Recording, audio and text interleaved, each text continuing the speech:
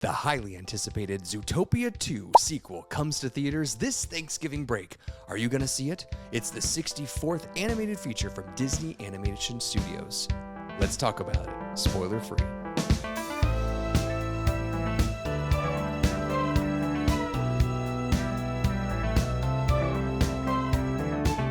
This is Popcorn for Breakfast, presented by St. Louis Area Smoothie Kings. Now, here are your hosts, Cam and Kirk.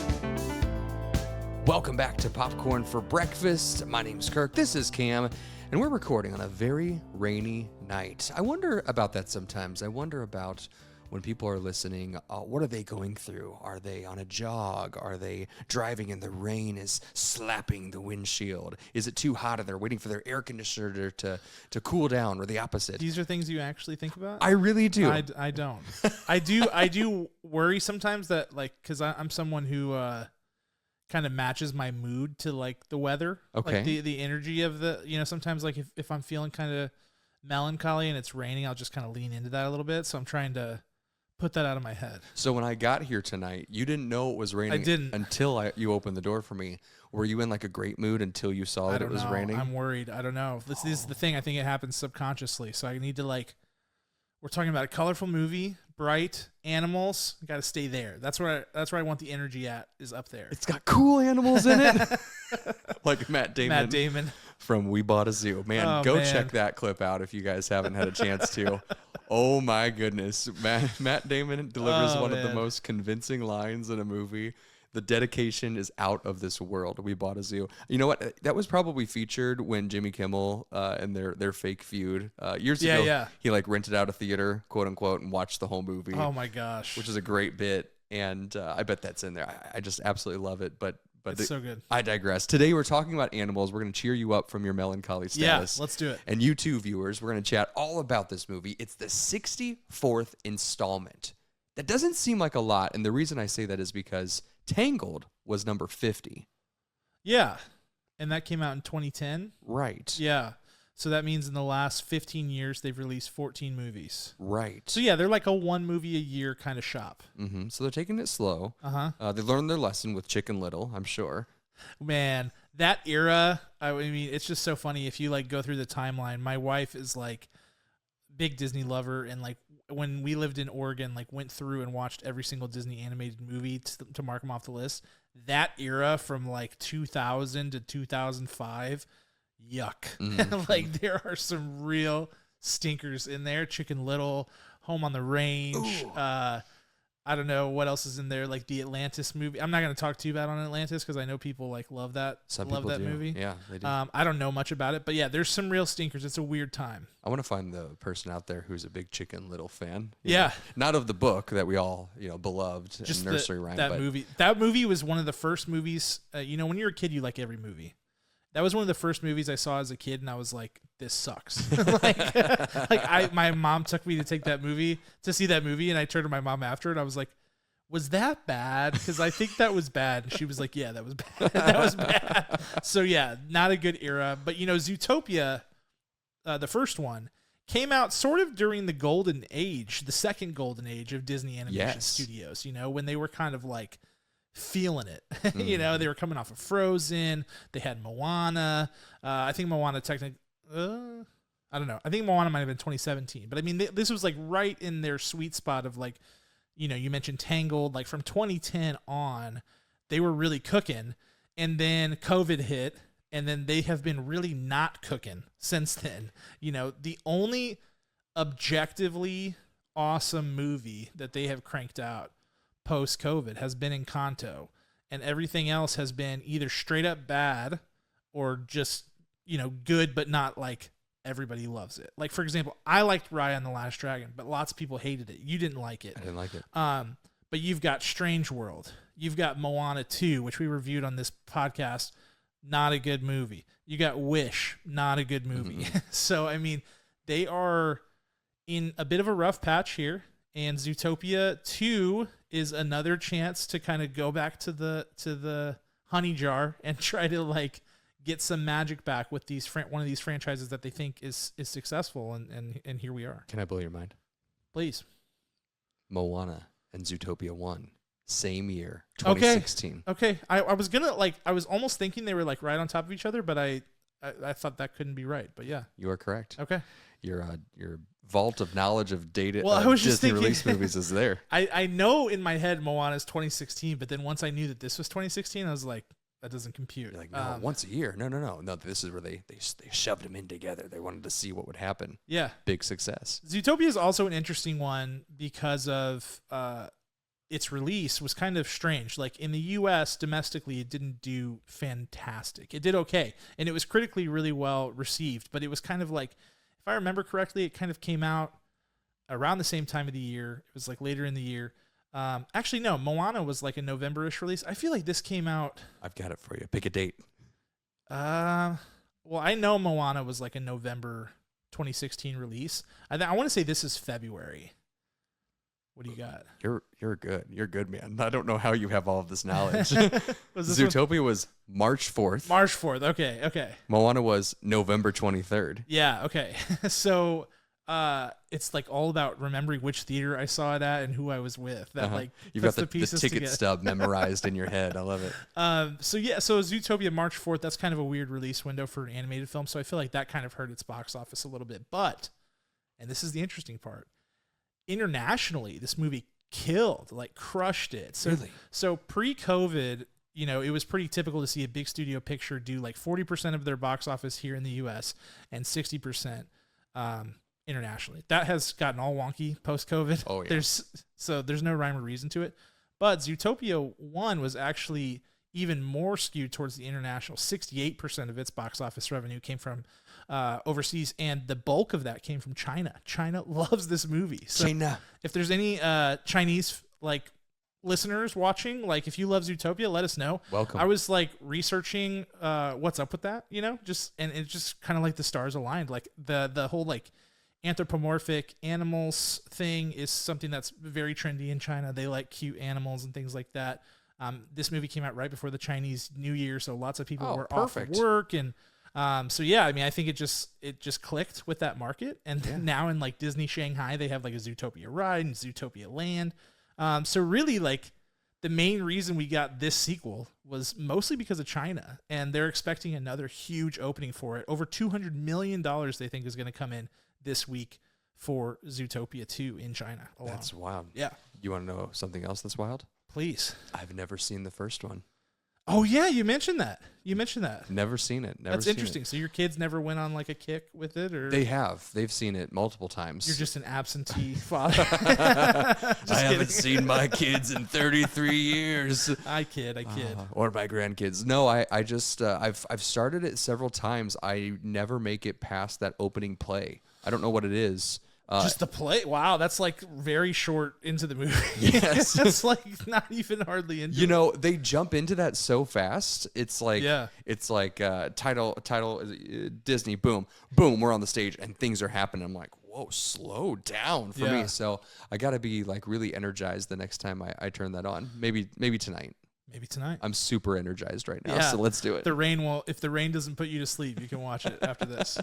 So let's talk about what you liked about it, what you didn't like about it, Cam. I want to talk spoiler free. Yep. Don't give anything away to our viewers out there because they want to know, should I go to this? Should I take my kids to this? Don't mess it up, Cam. Keeping it zipped. Keep it zipped. Yep. Otherwise, we'll just have to censor you. Speaking of Jimmy Kimmel, uncensored, Yeah, there we go. Unnecessary censorship. You know, so make sure you tell us some things that really just like spoke to you about this movie. What do you want to start with? Yeah, I want to start with something I think is always difficult with a sequel to balance is characters, and this is an area where, you know, with a sequel, you always feel like you have to go bigger, right? You have to justify. Why are we doing this? And so with that has to come new characters. You've got new plot line. You've got a whole new story that's unfolding. And so there is a need to add new characters. But there's a balance, you know. You don't want to go... And I'm going to try hard not to make Moana 2 the punching bag throughout this episode, though it's tempting. It's tempting. Easy. They went a little too hard on the new characters. And I think the biggest thing with them was those characters didn't really have any sort of plot relevance. They were kind of shoehorned in, whereas Zootopia 2 characters is actually kind of where this movie soars. You know, they kept it small in scale in terms of the characters they added. So they've added on the poster, you can see there's a blue snake character played by Ke Huy Quan, Academy Award winner, and Chinese American actor. I don't think that's a coincidence at all. You know, I think they're playing to their strengths, so kudos to them. But Ke Huy Quan is a great actor. We enjoy him. He's an Academy Award winner, and plays the snake character. There is a beaver character that comes into the mix, and that's really it. You know, there's a new like antagonist group in this, whereas like in the first one it's all about like the government. In this one it's more about like business people. Okay. You know like capitalists, oligarch, you know, just like big money people who have a lot of money can make things happen. So there's like tech foes and like deer instead of bros, right? Yeah, exactly. So that's fantastic. So clip that soundbite right now. Yeah, that's good. That's a good one. Foes. Wouldn't it be foals? Isn't that tech does? I don't know. You were on the right track. I was almost there. But yeah, so I mean, they kept the scale pretty small, and then they brought back characters that people really like. So some of them are in the trailer, but I'm not going to name drop which ones they bring back, just in case you're like, oh, I wonder if they'll bring this person back. I wonder if they'll bring this one back. But they do. They play, back some of those characters and get them re-involved in the plot again, which I thought was really smart. And I think it was nice that the characters that they added all had a very specific story purpose of why they were there. And they added laughs. They added a different dynamic. It didn't feel like they were just shoehorned in like, hey, we got to get some new characters. Let's do this and that. There was some real thought behind it, some real intention, and there was a story purpose behind it. And I think that that's so key. Yes, that's fantastic. Yeah. Or you could also punch on, Toy Story 4, just overloaded extra characters. Tons. Didn't know what to do like with them. Ducky and Bunny, and it's like, we love Jordan Peele and Keegan-Michael Key, but it's like, what are we doing here? No. Duke Kaboom, love Keanu, but again, like there just like was so many. So I think it is something that sequels get wrong a lot. That's fantastic. So characters are a big plus. I think that's a huge win because kids want to identify with one of the characters. They want to be like, oh man, I'm totally like that snake. I love that they added this snake. Yeah. Or Judy Hopps, which is hilarious that she, what's her name? Jennifer Goodwin, who wouldn't necessarily be a household name. No. Big star when Big Love on HBO came out. Probably one of her biggest claims to fame. As well as the Scarlett Johansson rom-com movie that escapes me. I saw it in theaters. I don't know. Oh man, someone's gonna kill me in the comments, but get him. she's in that one too. But kind of shocking. She got onto that project at the right time, and so good to see her here again. She's done other things in between, but again, not a household name. So where do we go from here? We've got all these characters. Are we going to talk about voice work? Are you going to talk about the colors, the style? What do you want to do next? So I want to talk about. I'm going to talk about one more thing I liked, and I'm going to save my dings for the last section.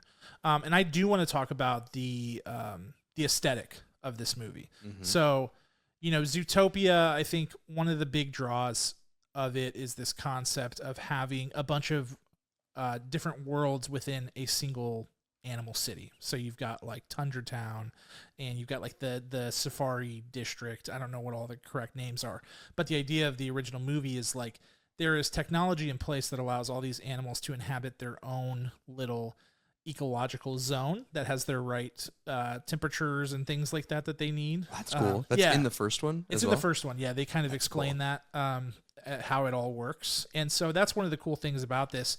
And we get introduced to some new areas of Zootopia in this movie, and I love how they came together. There's like a new area, there's a beaver character, and so there's this whole like aquatic, almost like swampy bayou kind of area that they have, with like, sea lions and just anything like walrus, like anything you can imagine in there. And you hear that and you think like kind of like a dank, nasty kind of thing, but they made it so beautiful without making it look like overcolored. They made it like, natural kind of aquatic tones, greens and blues, but also keeping the swamp vibe, but not in like a gross way, like in a way that's like, it feels rich and vibrant and like a place you would want to explore. So not the bayou where they try to murder James Bond in Roger Moore's first outing, right? But something very beautiful and colorful. Okay, yeah, gotcha. And so it just kind of like, it gave a whole new perspective, and you start to see like, oh man, like Zootopia could be so much more than just. There's all kinds of different, types of climates all over the world and different ecological zones. We talk about in school, like tundras and deciduous forests and things like that. So, I mean, How did you recall that? I've forgotten all of that. It's only the stupid stuff that sticks in my head. So I like that they were like, let's explore that more. Like, if this is a city where, all animals can be, like, let's see what that looks like for the beavers and the woodland water folk, like what does that look like? There's also, they get more into the desert, more into Tundra Town. We just get to explore the areas a lot more. The first one is like a really fast paced, cop detective story, and they're trying to get through it, but they have to put up so much exposition at the front end that they kind of rush through, the actual like case. Mm-hmm. So you don't get to spend a lot of time in any of those areas.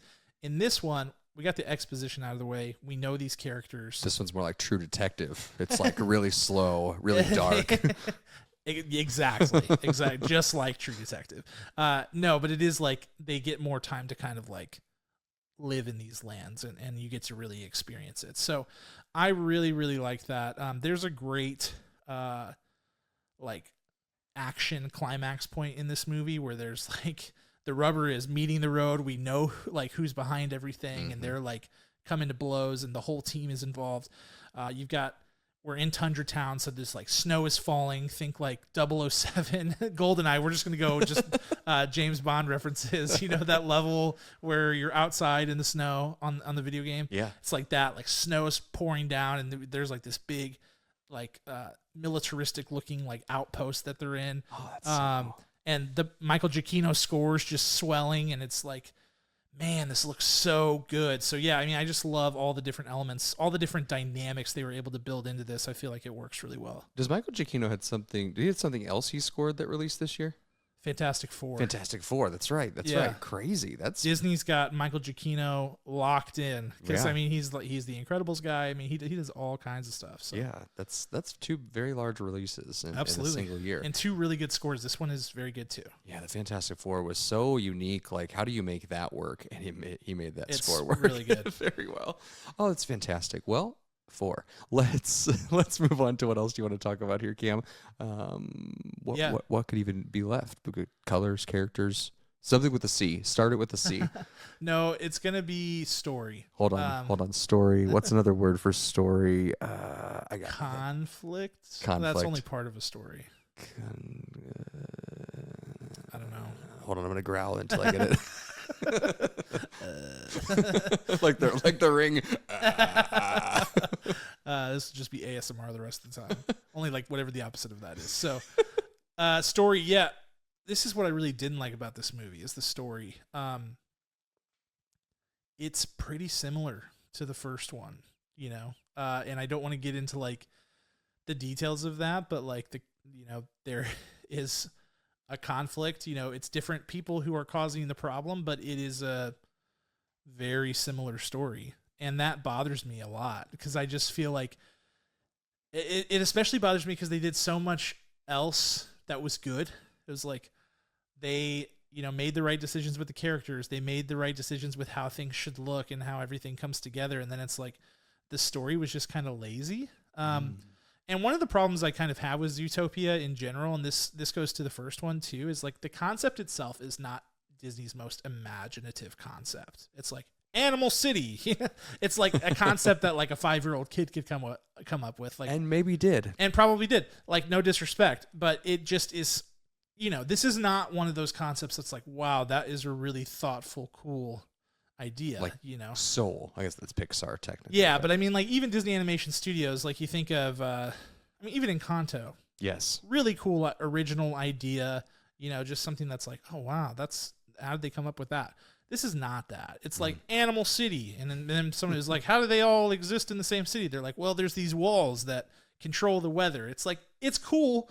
And I can see why people like it. But for me, it's like a little bit too easy. Mm-hmm. And if you pull on any one thread too long, it's like it kind of starts to unravel. And I know like people in the comments will be like, it's a kid's movie, dude, chill out. And I get that. I get that a lot from my family. My family will be like, Cam, seriously? But you know, like there are really, really good, well written, well thought out worlds from Disney and from Pixar. I mean Moana won. I mean, exactly. flat out. There's all this lore that they're able to weave together, exposition, but not too much. It's beautiful. The whole arc of it. So yeah, I hear what you're saying. Like, and especially if the first one works, you have to make the next one a little more complicated. Yes, and I think, you know, a lot of sequels have the other problem of like making the first movie not matter or like failing to make it feel bigger. This one does make it feel bigger, but it's just like, so are we just going to do this same thing every time where it's like this same kind of conflict? So like for those of you who've seen the first movie, like it's really just not that much different from a story perspective. And that just felt super lazy to me. And I don't like that. I don't like that at all. I'd also say too, like there's just, and this is, I didn't make this part of my points because I don't know totally how to quantify it, but I do want to tack this on while I'm kind of being a little nasty towards the movie. There's something about this post-COVID Disney Animation Studios era that's just not clicking with me. Let's move Encanto to the side. Even Raya, which is a movie that I like, there's just something about the feel of these movies that's not quite right. And I think it's a couple of things. I think, first of all, I don't think they're as confident. I think things like Strange World and some of these movies that just like totally bombed and didn't do well have made them kind of be like, we got to get this right. You know what I mean? And I felt that with Moana too. And I felt that a little bit with this movie where it's like, they just kind of over tinkered with it. They overworked it with the story and like the dialogue. And so they're telling you every single thing that's happening and kind of just over explaining. But then too, there's something about the animation too. And I felt this with Moana too. We talked about it on that podcast where it's like, so many people were like, oh, this movie is visually stunning. And I'm like, okay, we got to be careful here because like, I think that's something that we just throw out whenever it's clearly expensive animation, but it's like, look at Moana 1 and then watch Moana 2 and tell me that something doesn't feel off. It's almost like they're over emoting their characters. Like it's almost, I want to come up with a new metric that's like expressions per second because I feel like the characters are like almost like too expressive. It's almost like the TikTok effect. It's like, okay, we got to keep their attention. It's like uncanny, yeah. We got to keep moving. We can't stop. So we can't have a hard cut that as often as a TikTok video would, but we can move their faces faster. Yeah. Yeah, that's very true. And so I felt like that in this one too. Like Moana, I felt that a lot. And I know like, you know, I like more cartoony expressions, but I don't need like a zillion expressions at a time. And My I felt wife... like, your sister would call that Nickelodeon acting, actually, because it's just like in your face. It doesn't stop. It goes from 10 to 100 to 1,000 to 2,000 without stopping. Yeah. Okay, I think that's a good point, and I think that that's something that's happening. I haven't fully like. It's not the most tangible thing, but there is something about the animation where I feel like it's too busy, and I don't like it. And even though the colors are great and the character designs are great and everything, there's something about the expressions that is just a little bit uncanny, and I don't like it. Yeah, she uses that term for live action, but I feel like it's the best thing that could be described for this, for expressions per second. Just too much going on. Like, tell the story. If you can't tell the story effectively and you have to add a whole bunch more into it, then it's not good. Just like with what was that movie, Tron 3, right, where it's just exposition. Let me tell you about this bomb. This is how the bomb works. I'm going to put the bomb on the table like this. Saying everything that you're doing doesn't work. Expressing every possible emotion doesn't work. Well, and there is an emotional climax at the emotional climax of this movie. There is like an insane amount of dialogue dropped on you during it where they're like literally explaining how both characters feel.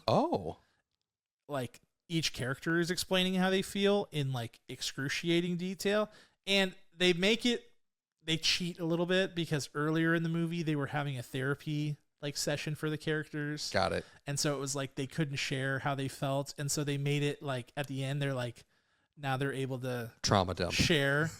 Yeah, exactly. And it's like, I get like, okay, loophole, but still it just doesn't sit right with me from a story perspective. I feel like your story has to speak for itself. It does. It has to progressively get there. And you can, if you get to your end and you're like, oh, I need something to lay the foundation for this earlier, it can happen. You can make it work, but it can't be shoved in there. Yeah, for sure. Well, let's talk about your last looks. Any final thoughts? And we want to hear your score on this. Should people go see it? Anything scary to look out for this thematically? Or language? Do they drop like a whole bunch of curse words in this? No, this is very much a family movie, and if you're like me, and I have such great memories from my childhood of over Thanksgiving weekend, the cousins are in town, and after the Santa Claus parade on the Friday after Christmas, like we all go to the movies, and I did that for years, and I loved that. So that if movie watching is part of your Thanksgiving celebrations, which I hope it is, this is a great one to go. I mean, I think just 2 years ago, our whole family went to go see Wish. Yeah. And so this is something that we've always done, and I think this is a great candidate for that. You should absolutely see it if you saw the first one. I mean, I ended up seeing it with a bunch of people that I knew, and everybody loved it except for me. I did not love it, but I did like it, and so I think, maybe I was just grouchy that day. I don't know. But I do feel like as I've sat with it, it's been a few days now, which I always prefer that I have time to like let it marinate. This is a good movie, but this is not a great movie. Mm-hmm. And I think there are some ways in which it's better than the original Zootopia, but there are also ways in which it's inferior. And I do think the biggest, most irksome thing about this movie is the fact that the story is just feels rinse and repeat to me. That's how it feels. Now there are different elements, and other people might watch it and go, "You're wrong about this." But in my opinion, it's just too similar, and it feels lazy to me. So, like I said, good, not great. I'm giving it a 6.5 out of 10 kernels. I think you should absolutely see it. I always recommend you see it, but I do think that this is a great, fun Thanksgiving, take your family to the movies kind of thing. Yeah, it's crazy because this weekend, so Wicked 2, or Wicked for Good is what it's actually called, is in theaters, of course. And now you'll have the option to see this other sequel, like 2 big sequels. Both PG. Both PG. That's a big deal. That's a big deal. I think this one is PG. I should check. I mean, I think... I would be shocked if this is PG-13. Zootopia 2? No, I just meant it might be G. Oh, well, maybe. But I don't think the first one was G because of the kind of like animal violence type elements, because it was about like PG. Animals going savage. Honestly, Wicked 2 is a big animal movie, right? So if you're an animal lover, boy, have we got a box office weekend for you. You could do a little double feature with the fam. You work for PETA. This is it. This is your Super Bowl. Pretty amazing, honestly. It's going to be a big week. We just got screeners. You had emailed me like, "Hey man, or you texted me, we got the screeners for Wicked for Good," because I wasn't able to be there for the physical one. I watched it right before this. Nice. Pretty fun. My score is a little lower than yours. Uh-oh. But check out that episode where we talk about Wicked for Good. Check out this. See both in theaters. Double feature it up. There's lots of good stuff in theaters. Is Rental Family also hitting theaters this week? In our area, it is. I don't know if it's like that everywhere. I did see that one. I did not do a review of it. Just kind of watched it. It's fun. It's cliche, but Brendan Fraser, I mean, he just burrows his way into your soul like only he can do.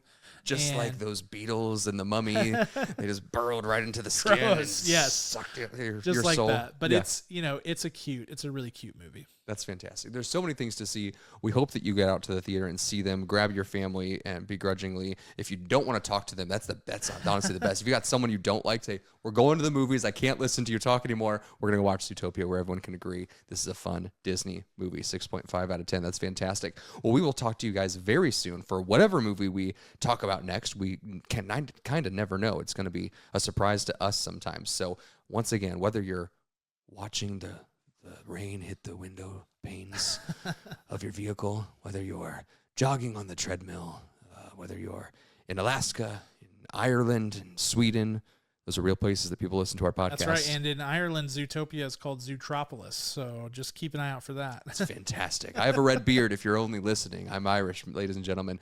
So we want to talk to you guys all about this. So check out all of our other reviews. We've got video reviews like this one on YouTube. We've got this in podcast form. Anywhere you listen to podcasts, it's available. You can listen, or you can't listen to our written reviews, can you? Maybe with the screen reader? If you've got some kind of technology, some kind of magical Zootopia technology, you might be able to listen to our written reviews. Otherwise, go read them. They're at our website at popcorn4breakfast.com. That's popcorn4breakfast.com. Check out that website. Check out our YouTube channel, Popcorn for Breakfast. Very simple. A special thank you to our title sponsor, St. Louis Area Smoothie Kings. A special thank you to our executive producer and audio expert, Ryan Spriggs. And of course, a big shout out to all the original music from the band Rhetoric. Check them out on Spotify. Like and subscribe, follow, watch all of our videos. Wicked 2 is already available for you. This is Zootopia 2. Everything is coming in fast for the award season. Keep up with us and we'll keep up with you. Thanks for watching. See ya.